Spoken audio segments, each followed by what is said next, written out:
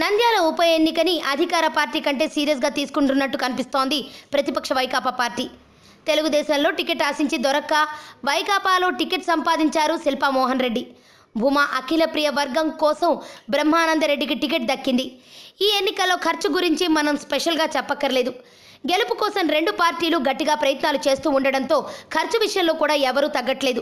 TDP అధికారంలో ఉండడంతో ఖర్చుకి మిగతా విషయాలకి వెనక్కి చూసుకోవనక్కర్లేదు వారు. సో అందుకే శిల్పా మోహన్ రెడ్డిని రంగంలోకి దింపి ఆ రకంగా కూడా చెక్ పెట్టాలి అనేది జగన్కి ముందు నుంచి ఉన్న ప్లాన్ అంటున్నారు. అందుకే శిల్పా మోహన్ రెడ్డికి సీటు అప్పజెప్పారు.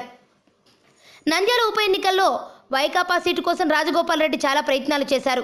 భూమా అటు టీడీపీకి వెళ్ళిపోయిన దగ్గర నుంచి ఆ ప్రాంతంలో వైకాపా బాధ్యతలు రాజగోపాల్ రెడ్డి చూసుకుంటూ ఉన్నారు. అందరూ కూడా ఉప ఎన్నికల నేపథ్యంలో టికెట్ రాజగోపాల్ రెడ్డిదే అనుకున్నారు. కానీ ఈ ఇద్దరిని కాదని చివరిలో వచ్చిన శిల్పా మోహన్ రెడ్డికి టికెట్ ఇవ్వడం వెనుక ఓ ఒప్పందం ఉందని తెలుస్తోంది.